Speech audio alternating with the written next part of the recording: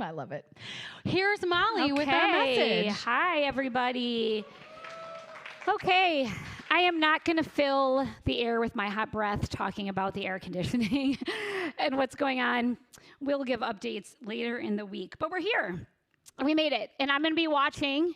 If it's just like, if you guys look like you're about to faint, I will know that's the signal. Just pray the concluding prayer and move along, right? Okay. I welcome fanning. If you need the fanning thing, I will not be distracted. Like I said, if it just looks like it's getting too hot, I will have mercy, and we'll trust that God did what he wanted to do. So our worship was a little shorter today because we're concerned about, as the temperature rises, how it's going to feel. But we're doing it. All right, so why don't we just pray here? So Lord, we just thank you that your ways are not our ways, and you are always working good, and you are always overcoming on our behalf. And I just thank you that we get to be here in your presence, whether we're hot or whether we're cold, or we're happy or sad or full or empty, that we're in your presence, right where we've always needed to be, where we want to be. And we thank you that you teach us from your word faithfully and consistently. And so we're just asking, come and do it again today. We're yours. We want to hear from you. We want to be like Jesus. Come and have your way in this time. Amen. Amen. All right, I was given a really hard assignment this week. I was to take one of the richest, fullest books of the Bible and condense it down into a 30-ish minute sermon. So what do you do when you have to preach the entire book of Exodus, which could be our summer series, couldn't it? What do you do when you have to teach that whole book in one message? Well, this is what I did. I got on my hiking boots, and I'm like, I'm going to climb this mountain, and I am going to get up to the top and get that 10,000-foot view down. I need to get this aerial view of, like, what's the big story here, right? And I was so tempted to stop at Pharaoh. I was tempted to stop at the 10 plagues. I mean, we've got the bitter water. We've got God with Moses in his glory, Jericho and the spies. And I was like, I just got to keep on moving. I cannot get sidetracked by that. I got to find the story. What is the big picture story? And when I got up to the top and I could look down, here's what I see, the big picture story, that this is a story of how God teaches slaves to live like free sons and daughters. That's essentially the bottom line. That's the story. And what is so important about this is what God did with Israel, what he did to take them out of slavery and to set them in the promised land, is what he does with us. We know this big picture story that we've been rescued from our sin, from our sinful nature. We were slaves to our sinful nature, and we could not get ourselves out of it. There was no escape. There was no way out. We were stuck captive to sin, and so God came and got us, rescued us through Jesus, through his death and resurrection on the cross, and set us into the promised land, into a land full of his abundant life on this earth, but also in heaven, complete wholeness and restoration in heaven one day. And so much of Israel's story parallels our lives.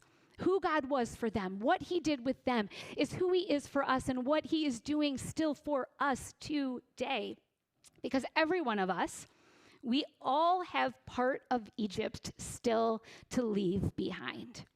That we have been set free from our sin in Jesus, but we are in a process of deliverance, that there are some places in our lives where we still think like slaves. That slave mindset is still alive and well in our lives. And maybe for some of us, it's negativity. Maybe everything we see it through this negative lens. Maybe if it's overfunctioning or anger or need for approval or control, or an insecurity, or a poverty mentality when it comes to your finances, or how you're going to be in the future. We're aware of Egypt when we overreact again, and we wish we didn't.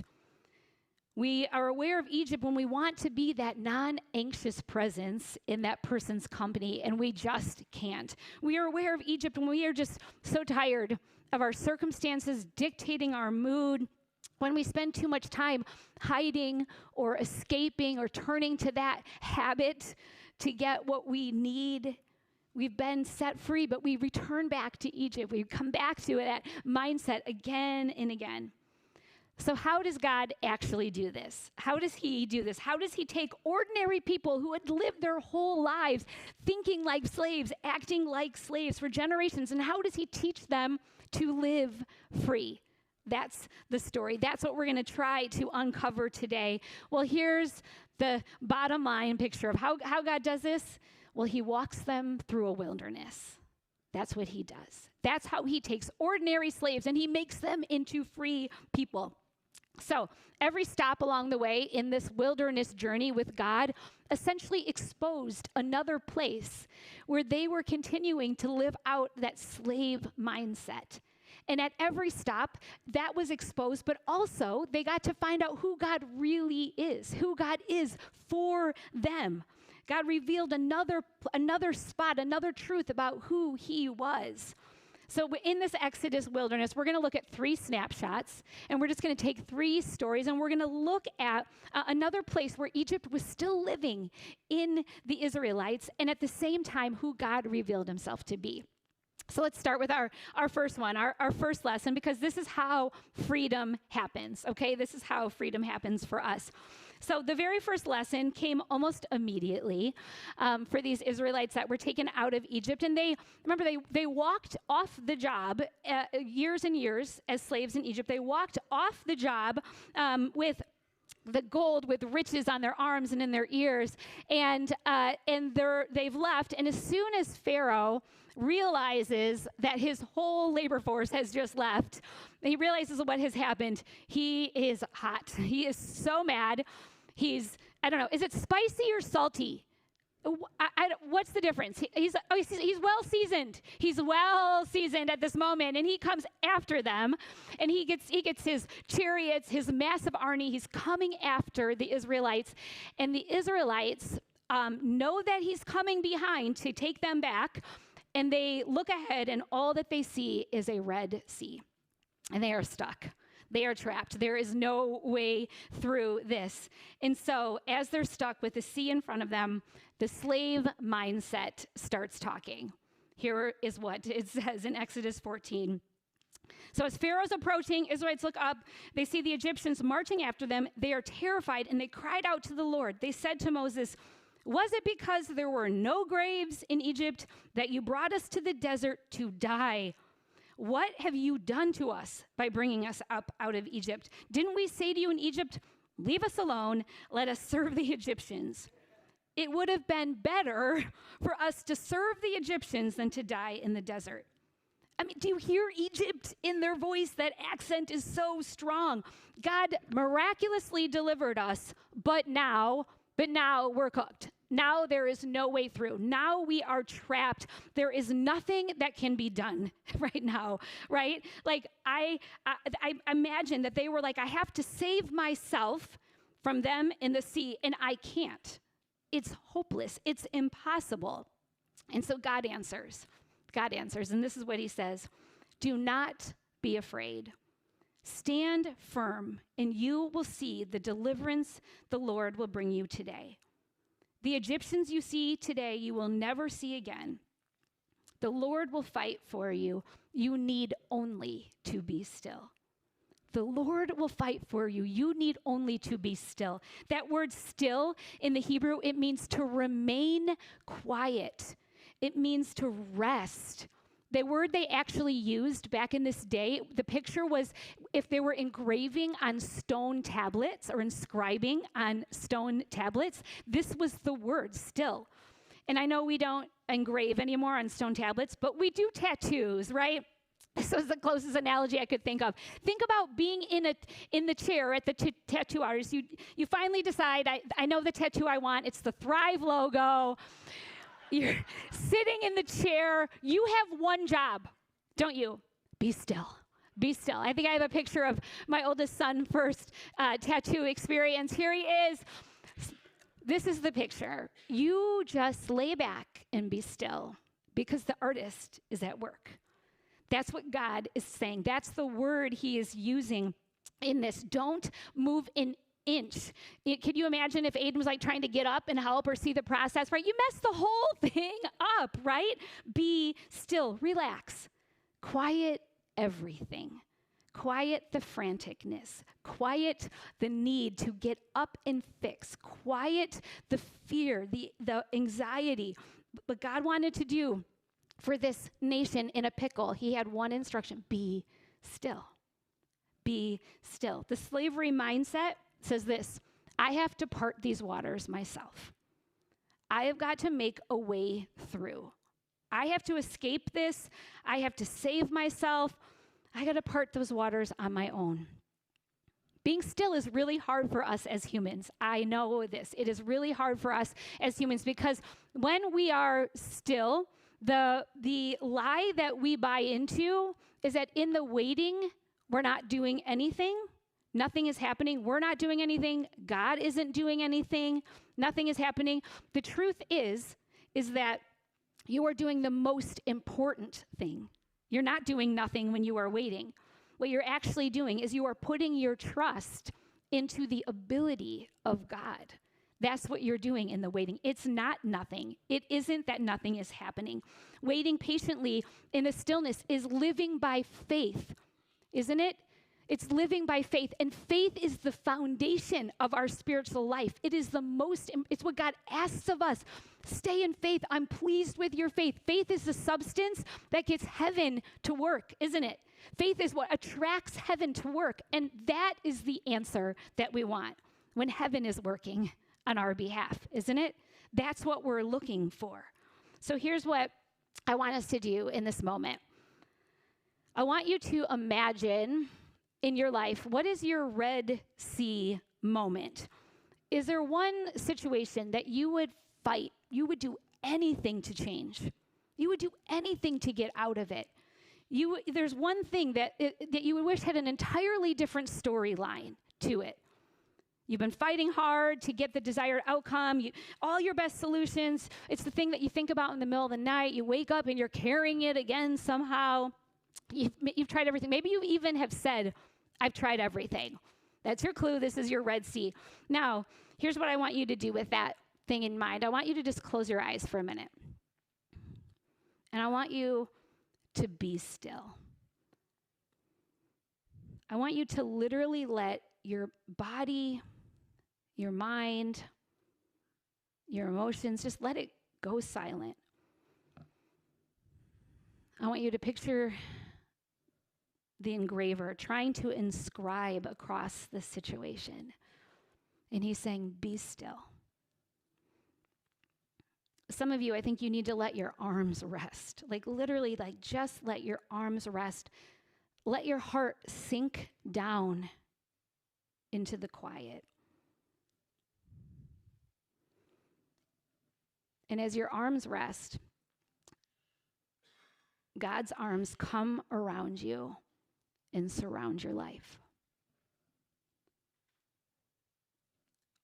And in that place, the God who piled up the waves of the Red Sea on either side to create dry ground, that God is the one who is holding you. Your life is in his hands.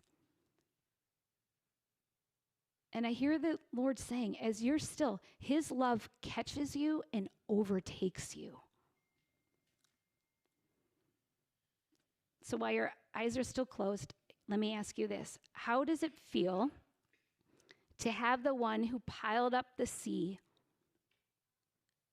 that one, how does it feel to have him holding you in your stillness? How does that feel? That is the feeling of freedom.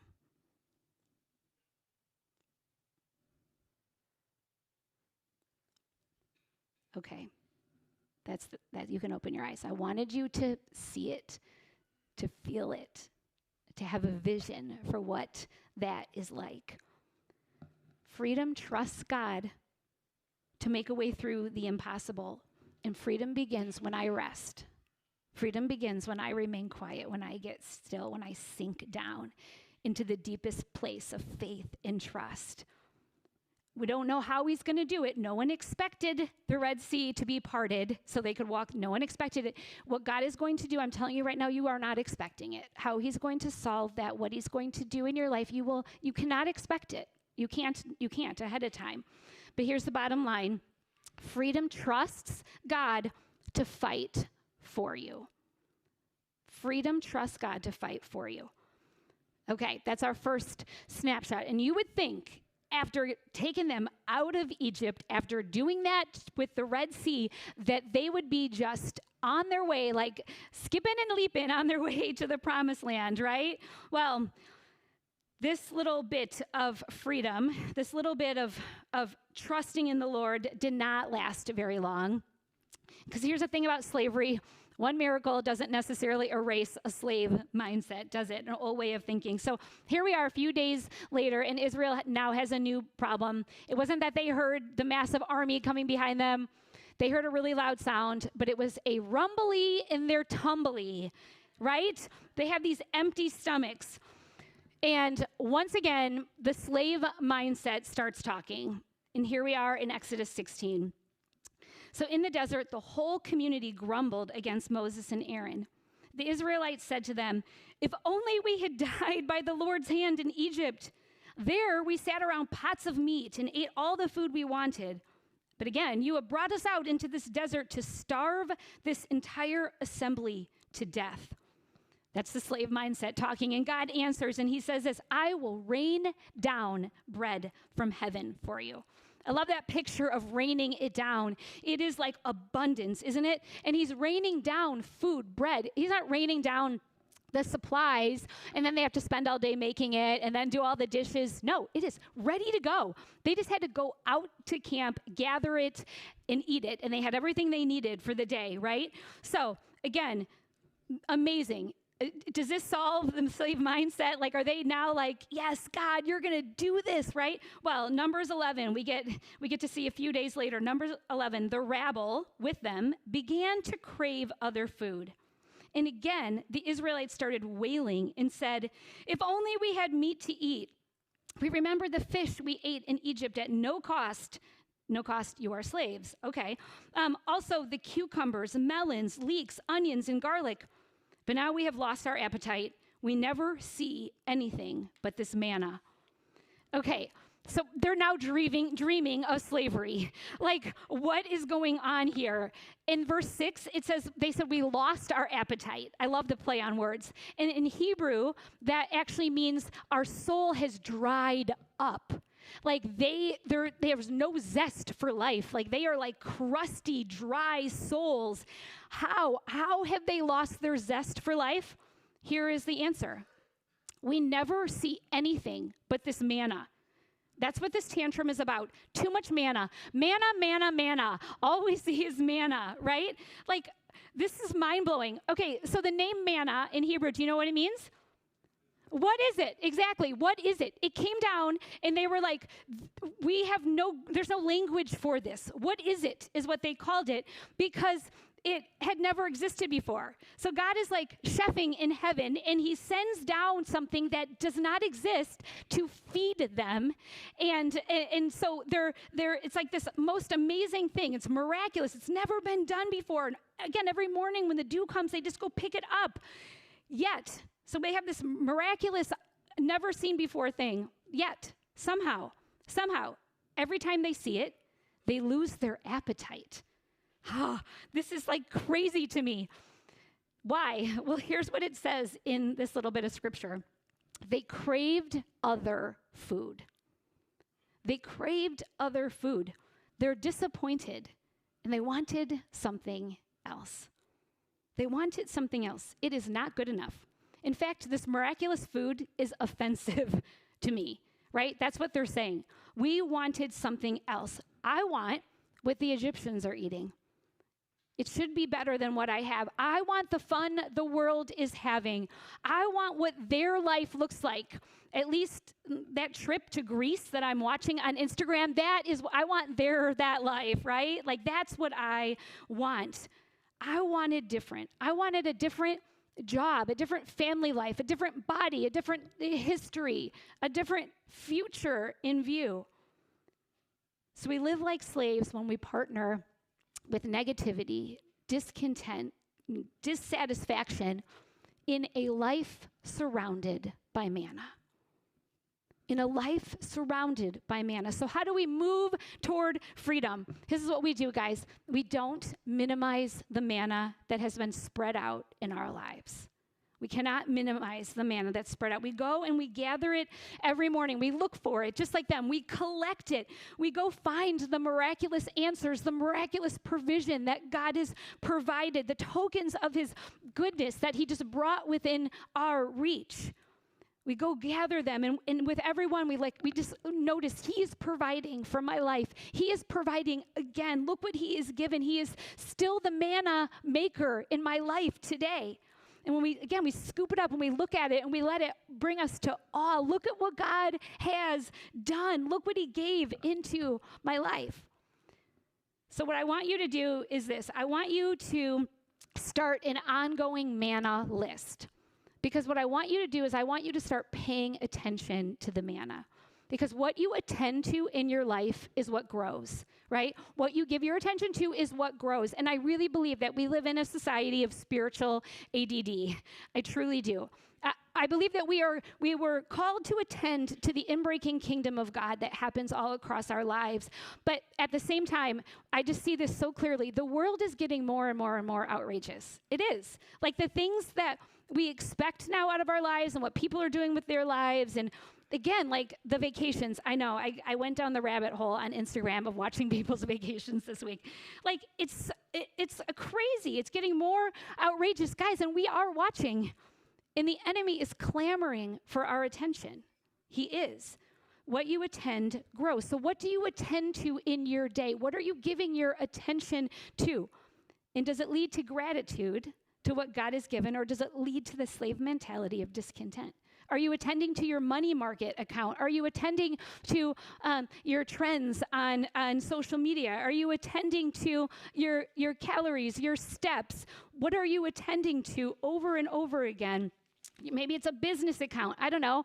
Do you guys have results pages? I have no idea. I don't know. But whatever you're attending to, here's the question, does it lead to gratitude or discontent? That's what we have to get to the bottom line. You want to be free from discontent? I'm asking us to make a manna list. Now, I did make them in the back for you if you want to use mine, and it just looks like this. It's just a list, and you start making this. I think this is so important to get it down and keep it somewhere where you will see it. On your computer screen. I have a bulletin board in my office, in your Bible, in your journal. Do you guys remember when David faced Goliath? He was like, I know that I'm going to win this fight. How do I know? Because God brought me victory with the lion and the bear. We need a list of all the things that God has provided. We need to keep an ongoing list of all the things he has given. How do I know he's going to be there tomorrow? How do I know he's going to take care of that? Because look what he has done. I've got the manna list. And then I put animal crackers. I was trying to think, what's like manna? I should have gone oyster crackers. Do you guys picture manna like oyster crackers? I couldn't get them delivered fast enough. But here's the fun thing about these. When you look at them, you can take the cracker out and you can go, what is it? Is it a gorilla? I don't know. Is that the lion? Like, that's what we do with these. We're like, I don't know what. That doesn't look like an animal. But, okay, so what is it? What is it? Manna. All right. Okay, these are in the back in the bag. Those of you who want to take a manna list, do it, though. I think it'll be so, so good. Because freedom is living content in God's provision. That's a free life. All right. Our first test was fear. Our second test was discontent. And the third test was costly. Cost them their riches. And this happens in Exodus 32. Here's the background. All the people are hanging out at the bottom of the mountain. All of Israel's at the bottom of the mountain. Moses is on the top of the mountain, and he is hanging out with God, and God is giving him the first original 10 commandments. He's giving them to him face to face, and Moses is up there a really, really long time. And here's what happens in Exodus 32. When the people saw that Moses delayed to come down from the mountain, the people gathered themselves together to Aaron and said to him, "Up, make us gods who shall go before us. As for this Moses, the man who brought us out of the land of Egypt, we do not know what has become of him." So Aaron said to them, "Take off the rings of gold that are in your ears, the ears of your wives, your sons, and your daughters, and bring them to me." So all the people took off the rings of gold that were in their ears and brought them to Aaron. And he received the gold from their hand and fashioned it with a graving tool and made a golden calf. And they said, "These are your gods, O Israel, who brought you up out of the land of Egypt." This is crazy. But how do we get to this point? Well, here's the first thing we see in verse 1. The people saw that Moses was delayed from coming down the mountain. That was the first thing we read. And my first question was, who said he was delayed? Right? Like, how do they know he was delayed? God didn't say Moses is going to be up there for X amount of time. This is going to happen. He didn't lay out the whole plan, right? In my mind, delayed is like, my flight's supposed to take off at 4:30. At 4:15, they say, "You're delayed. You're not going to take off till 5:30, right? Like, isn't that a delay, right? But here they are, and God never said he was late. The people decided on their own that Moses was delayed. They decided on their own that God wasn't going to take them forward, that God wasn't going to do what that he had said. And once they believed that he was late, then they gave themselves permission to create another solution, another God, right? That's what happened in this moment. They are at the bottom of the mountain making decisions about God from their view at the bottom of the mountain. Aren't they? They're looking at it from their eyesight, their perspective at the bottom of the mountain, deciding all on their own, God isn't going to do what he said he was going to do. And they came up with that answer, again, based on their natural reasoning, their logic, their perspective, what they could see of the situation. But they could only see the situation from the bottom of the mountain, right? And so they limited God and his ability in that moment. Slavery mindset says, God is taking too long. I need another solution. I'm going to make myself another solution. So let me ask you this. Is there something that you know that God has asked you to do, but you haven't done it yet because you're looking at it from the bottom of the mountain? You're looking at it from your resources. You're looking at it from your ability, from your perspective. That's all you can see of it. And so you haven't moved forward. You haven't obeyed. You haven't done that thing. I'm going to solve the discomfort by turning to this unhealthy thing. I'm going to get myself out of this pain with another option. I'm going to keep achieving and accumulating because that actually will make me move forward in my life, not God. So here's what was required of Israel in the waiting. We are just sticking with the last thing that God said. We're going to just hold the line, hold the instructions that he gave. We aren't going to get sidetracked by our ideas and our vision of it, what we seem to think. This was a burn the ships moment, wasn't it? There is no other way. We are going to stay true to what God said. We are going to hold on to his instructions. We are going to wait in faith. We're not coming up with plan B. We're not going to get sidetracked by other solutions. He is coming back, and we are going to hold the ground until he comes back. Is it going to be easy? No. Is it going to feel too long? Yes. And here we are. Don't we sit right here, church?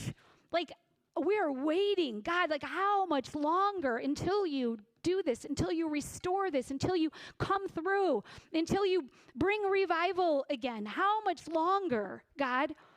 But we stay in our position we hold our line. We hang on to the instructions. You said, God, you said to love you first above all else. And so that's what I'm going to do. You said to just worship through it. That's what I'm going to do. You said to stay in faith. Okay, that's what I'm going to do, right? We're just going to stick with the last things he said. Heal the sick, raise the dead, restore all things. Until you come back, this is what we're going to do.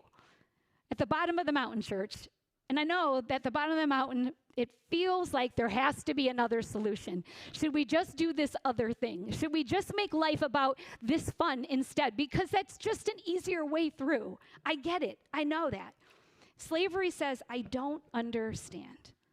And God is taking too long. Freedom stays faithful instead of creating a substitute. And that's what we're going to do. That's what we're going to do. So those are our 3 snapshots of a life that moves towards freedom. We're going to overcome fear. We're going to overcome discontent. We're going to overcome finding another solution, another substitute. And we're going to move towards freedom, all that God has for us. So let me just ask you this.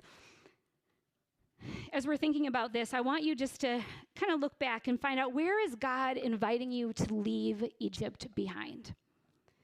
Have you heard the voice of Egypt this week? Is there something in particular that you feel like stirring, like, I know this is a part of Egypt that God is moving me towards freedom in my life? But maybe just one of those areas. Is it self-reliance? Is it, some impatience? Is it control?